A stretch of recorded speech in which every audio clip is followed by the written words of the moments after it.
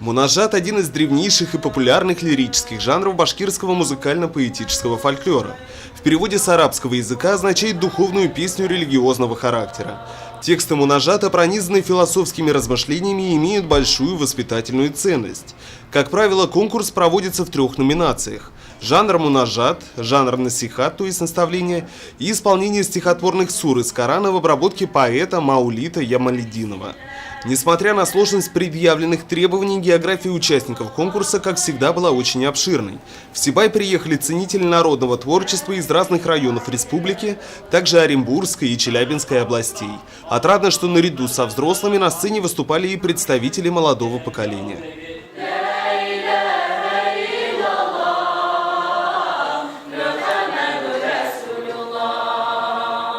Выступление исполнителей оценивало компетентное жюри, в составе которого известные сказители, деятели культуры и образования.